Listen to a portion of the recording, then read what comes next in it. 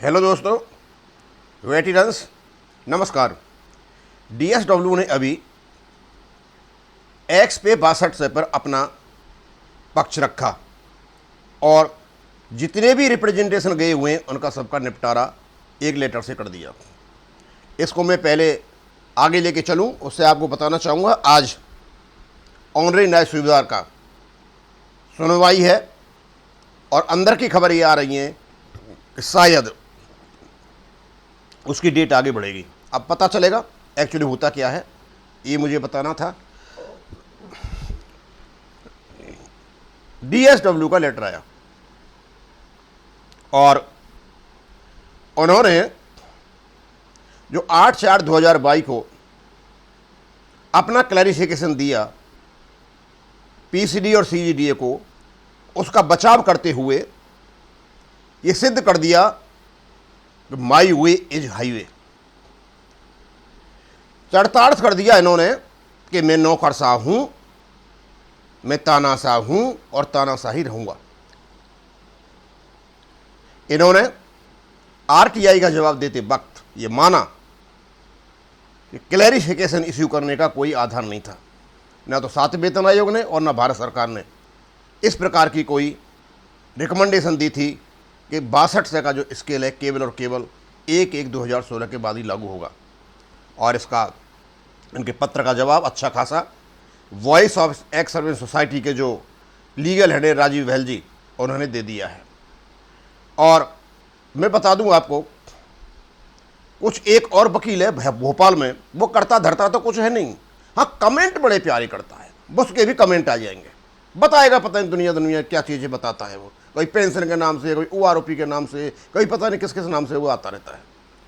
उससे तो बढ़िया वो क्लर्क है, प्रिजर्व प्रधान, वो कम से कम एक्स पे के केस को इन पर्सन लड़ रहा है। एजेएससी के वर्डिक्ट के आधार पर आधार बनाया इन्होंने लेटर का, और उसमें से मीठा मीठा गप गप और कड़वा कड़वा थू कर दिया। ऐसा लगता है नौकरशाह चाहते हैं कि जेसीओआर का जो धरना है आगे चलता रहे और आदरणीय मोदी जी द्वारा लाई हुई जो ओआरओपी की पेंशन है उसको पलीता लगाया जा सके। अब हम मेरे सामने जो कटआउट लगा रहे हैं उनके बारे में बातचीत करेंगे। सबसे पहले हम आपको बताना चाहेंगे कि 7/11/2015 को chronologically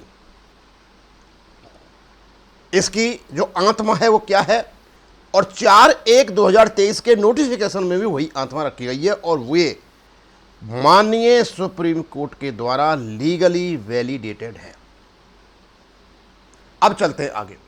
OROP implies that uniform pension be paid to the defense forces personnel retiring in the same rank with the same length of service regardless of the date of retirement, which implies bridging the gap between the rates of pension of current and past pensioners at periodic levels। यानी 5 साल के अंतराल पर periodic level current pensioner और past pensioners की pension का जो अंतर है वो बराबर होगा रैंक वाइज लेंथ वाइज और यूनिफॉर्म होगी। सबसे बड़ी बात जो इन्होंने कही थी, regardless of the date of retirement. कोई व्यक्ति 1973 में रिटायर हुआ है, 1996 में हुआ है, कोई फर्क नहीं पड़ता। ओआरओपी जब होगी उसके बेस पर सबकी पेंशन बराबर हो जाएगी रैंक वाइज और लेंथ वाइज, और रैंक में कहीं भी एसीपी वगैरह नहीं दे रखा है। सिपाही ACP 2 सिपाही है, उसकी पेंशन सिपाही को जानी चाहिए। अब इन्होंने लेटर में जो बनाया उनके 2 आधार बनाए और वो भी I am really surprise to see, वो कहा ना मीठा मीठा गप गप और कड़वा कड़वा थू थू। अब मीठा मीठा इनने क्या लिया, और वो भी मिसप्लेस्ड खुद स्वयं है, मिसकंसीव्ड है स्वयं। कहते हैं it may be noted out that honourable supreme court in its order dated 16/3/2022 and WPC number दे रखा है। क्या कहा है इन्होंने वहाँ, It is not a legal mandate that the personnel who held the same rank must be given the same amount of pension। कहते हैं ये कोई लीगल मैंडेट नहीं है कि जो पर्सन्स हैं उनको सेम पेंशन मिले। सेक्रेटरी साहब OROP की लड़ाई 2015 में इसी काम के लिए थी। OROP का जो नोटिफिकेशन आया था लीगल मैंडेट भी है और इसका एग्जीक्यूटिव मैंडेट भी है। लीगल मैंडेट भारत सरकार का 7/11/2015 का नोटिफिकेशन है, regardless of the date of retirement आप पेंशन दोगे रैंक वाइज लेंथ वाइज। ये तो एग्जीक्यूटिव मैंडेट है। लीगल मैंडेट, इस नोटिफिकेशन को माननीय सुप्रीम कोर्ट ने लीगली वैलिड माना है, तो लीगली वैलिड भी है। ये तो हो गया आपका यहां पे। अब आगे चलते हैं। The varying benefits that may be applicable to certain personnel which, यहां बात आई है certain personnel which would impact the pension payable need not be equalise with the rest of the person. कुछ लोगों की एक ही रैंक में होंगे तो उनको कुछ वेरिइंग बेनिफिट्स होते हैं, उसके कारण उनकी पेंशन अलग अलग हो सकती है। सर है, आप एक्स और वाई ग्रुप की जो पेंशन बनाते हो वो है एक्स ग्रुप के जो भी रैंक हैं, हवलदार हो नायब सूबेदार, उनमें एक वेरिइंग बेनिफिट्स है एक्स पे का, वो अलग अलग हो सकते हैं। लोग ये कह रहे थे एक रैंक है तो एक ही पेंशन हो, यानी एक्स और वाई का उसमें नहीं हो, इस प्रकार की बहस थी। अब चलते हैं सर। आपने honourable supreme court also observe that the benefits of new element in A pensionary scheme can be prospectively applied. और यदि कोई नया बेनिफिट आता है तो उसको प्रोस्पेक्टिवली अप्लाइड किया जा सकता है। सर पहली बात तो एमएसीपी कोई नया वो नहीं है, केबल और केबल उसकी कुछ साल कम कर दी गई हैं। उससे पहले जो एसीपी था उसकी साल कम कर दी गई, वो एमएसीपी कहलाया। कोई नया बेनिफिट नहीं है, कोई नया एलिमेंट नहीं है। और जो ये आपका 6200 वाला है, ये भी कोई नया एलिमेंट नहीं है, ये पीछे से ही चला आ रहा है छठी वेतन आयोग से, जब ये लागू हुआ है और पीछे वालों को गया हुआ है। और आपने जो ऑप्शन नंबर 1 है उसमें काफ़ी एयरफोर्स के लोगों को 62 से फिक्स भी कर रखा है।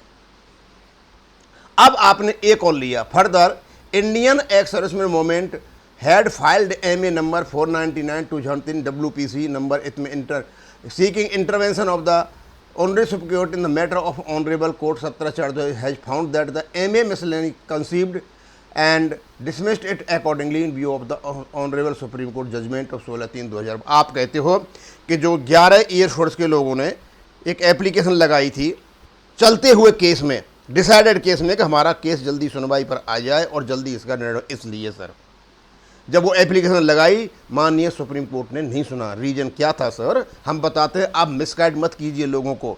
उसमें ये था कि या तो एक पेंशनर, कम से कम एक पेंशनर को, उनके आईएसएम के ओरिजिनली नहीं था कोई एक्स ग्रुप का, उसमें पिटिशनर्स में होना चाहिए था, या वकील साहब ये कहते ठीक है हमारा केस आगे, वकील साहब ने साथ नहीं दिया, उसमें कोई पेंशन नहीं था, टेक्निकल ग्राउंड पर वो एप्लीकेशन रिजेक्ट हुई। वो अभी भी तैयारियां हो रही हैं और नेवी वालों ने तो इसका केस कर भी दिया है। साहब आप मिसगाइड मत कीजिए लोगों को। अब हम चलते हैं सर उस कोर्ट केस में। आपने मीठा मीठा गप गप और कड़वा कड़वा थू थू जो किया था उसकी हम सारी कहानी बताते हैं।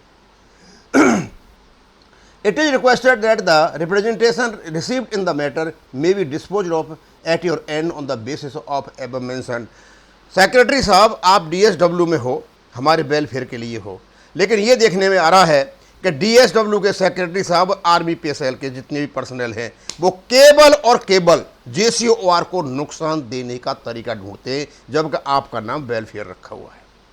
आपने बिना हमें सुने हुए, बिना मीटिंग किए हुए आपने सारी एप्लीकेशन को डिस्पोज ऑफ कर दिया। हम आपको धन्यवाद देते हैं सर। अब चलते हैं सर, आपके सुप्रीम कोर्ट की ही बात देख लेते हैं सर। अब चलते हैं क्या है, all the pensioners who hold the same rank may not fall for all purpose form a homogeneous class. For example amongst सिपाही differences to exist in view of the MAC. खास किस्म के जो बहस चल रही थी उसमें ये कहा था कि वो होमोजीनियस ग्रुप में नहीं हो सकते, क्योंकि एमएसीपी और एमएसीपी जो है ना, difference in view of the MACP में डिफरेंस है। क्योंकि मेजर सतवीर सिंह साहब ने एक सिपाही का पीपीओ रखा था, वो 2018 का था, एमएसीपी का था, और उसकी तुलना वो नॉन एमएसीपी से कर रहे थे। उस संदर्भ में आया हुआ ये उनका ऑब्जर्वेशन है, लेकिन ये उनका रूलिंग नहीं है, केवल ऑब्जर्वेशन है। ये जवाब दिया था किसको, मेजर जनरल सतवीर सिंह साहब को, और उनके केस ने ही हमारा मामला खराब किया है। लेकिन साथ में ये नहीं भूलना चाहिए कोर्ट ने इसके जो नोटिफिकेशन है उसको वैलिड माना हुआ है, उसकी परिभाषा को वैलिड माना है। कुछ भी आ जाए लेकिन नोटिफिकेशन की जो डेफिनेशन है, जो आत्मा है, इन सबको तोड़ती है। अब और आगे चलते हैं सब। एंड एसीपी स्कीम, सर्टेन सिपाही receive the pay of the higher ranked pensioner. और कुछ लोगों को स्वाभाविक सी बात है, 2 इंक्रीमेंट उनको ज़्यादा मिल जाते हैं, वो आगे के ग्रुप में चले जाते हैं, उनकी पेंशन उनको मिल जाती है, डिफरेंस हो जाता है। इसी डिफरेंस को ख़त्म करने के लिए rank wise and length wise of service में ये सर नोटिफिकेशन आया हुआ है। क्या आपने नोटिफिकेशन को रद्दी की टोकरी में डाल दिया है क्या? क्या आपने ये वर्ड निकाल दिया यहां से, regardless of the date of retirement? चलो आगे चलते हैं सर। अब आपको पता था कोर्ट को कि आप कोई ना कोई खेल खेलोगे और खेल गए सर, लेकिन कोर्ट ने सर आपके पैर भी बांध दिए। क्या कहा कोर्ट ने? The benefit of a new element in A pensionary scheme can be prospectively applied. ठीक है, कोई नया एलिमेंट आप लेकर के आते हो और उसको प्रोस्पेक्टिवली आप उसको अप्लाइड कर सकते हो, आपको अनुमति दे दी। ठीक है सर।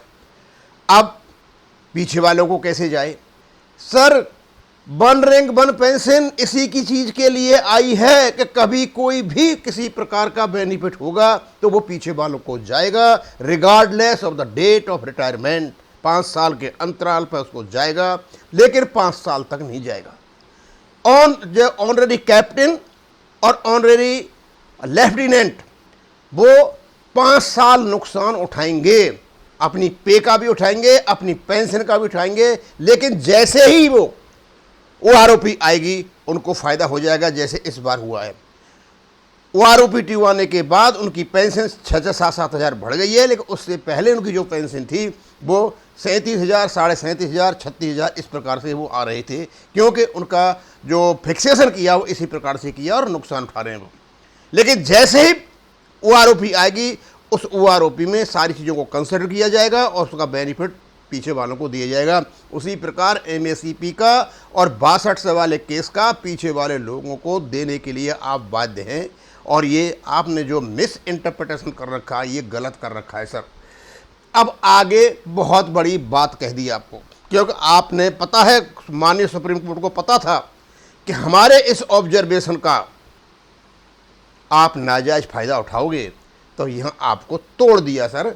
कह दिया था सेम हाउएवर, लेकिन आपने कहा प्रोस्पेक्टिवली अप्लाइड कर सकते हो, करो, क्योंकि ऐसा कोई अधिकारी नहीं है। जो आदमी पहले रिटायर हो गए, बाद में वो नहीं कह सकते था उसको ये दे दिया, हमको ये दे दिया। लेकिन 1 रैंक 1 पेंशन बाध्य करती है 5 साल के बाद जो बेनिफिट आया है वो पीछे वालों को दिया जाए। उसमें ये नहीं लिखा है कि बेसिक पे का होगा, डीए का होगा, ऐसा कुछ नहीं लिखा हुआ है। 1 रैंक 1 पेंशन यानी 2018 में उनकी जो पेंशन बनी है, जो एलिमेंट उसमें जुड़े हुए हैं, वो सारे के सारे बंचिंग होकर के पीछे वालों को जाने हैं। ये आपके पास एग्जीक्यूटिव ऑर्डर है और ये लीगल मैंडेट भी है माननीय सुप्रीम कोर्ट की ओर से, क्योंकि इसको उन्होंने लीगली वैलिड और सॉलिड पाया हुआ है। आगे चलो sir. The scheme can not bifurcate a homogeneous group based on a cut off date. और ये नहीं है आप कि कट ऑफ डेट लगा दो, जैसा आप 1/1/2016 लगा दी, और होमोजीनियस ग्रुप को आप 2 भागों में नहीं बांट सकते। सर ये नहीं पढ़ा आपने, इसको भी पढ़ देना चाहिए था। लीगल मैंडेट वाली बात तो पढ़ ली आपने, क्यों वो कहते हैं कड़वा कड़वा थू थू, मीठा मीठा कप का, इसको भी पढ़ लो सर। चलो आप भी मानते हो आपके आरटीआई रिप्लाई में कि आपने आधारहीन बेसलेस क्लैरिफिकेशन दिया और उसका आप बचाव कर रहे हो। अब चलते हैं। Judgement of the constituent bench in Nakara supra can not be interpreted to read the 1 rank 1 pension rule into it. It was only that held the same principle of commutation of pension must be applied uniformly to a homogeneous class. Sir बहुत ज़्यादा चर्चित जो judgement है किसका, ये नकरा वाला case, आप उसकी अवहेलना नहीं कर सकते हो। जब भी कोई जजमेंट आता है उसी सेंस में आता है sir. It is not a legal mandate that pensioner who held the same rank with the same amount of varying benefit that may applicable certain. ये मैंने उसके बोली है पार्ट, जो voice of ex service society के जो legal head है अपने राजीव बहल जी, उन्होंने लिया था। अब मैंने आपको सर सारी चीज़ें बता दी। 7/11/2015 का जो नोटिफिकेशन है ये एग्जीक्यूटिव ऑर्डर है। लीगली मैंडेटेड है। 5 साल के अंतराल पर जो 2018 की फिगर में जो जो एलिमेंट पेंशन में है, पेंशन जाएगी सर, पीछे किसी भी एलिमेंट को अलग नहीं कर सकते हो। एक्स ग्रुप का 6200 वाला वो पेंशन का हिस्सा है, एमएससीपी रैंक बाई पेंशन का हिस्सा है, आप उसे नहीं रोक सकते हो। अब आप चाहते हो कि ये जंतर मंतर पर धरना चले, आपने सोचा होगा कि हम इनकी एप्लीकेशन को बंचेगा, आपको जोर पड़ रहा होगा, बंचे को डिस्पोज ऑफ कर देते हैं, ये कोर्ट में चले जाएंगे, 2-4 साल में लग जाएंगे और ये वहाँ चक्कर लगाते रहेंगे। आपका शायद ये विचार है और ये इस एजिटेशन को ख़त्म करने का। और मुझे ये लगता है कि कुछ ब्यूरोक्रेट्स पॉलिटिकली माइंडेड हैं और वो शायद आदरणीय मोदी जी की जो स्कीम है OROP उसको पलीता लगाने की कोशिश कर रहे हैं। अब और तो मैं क्या कह सकता हूँ, सब कुछ क्लियर है और यहीं ख़त्म करूँगा। थैंक यू, धन्यवाद।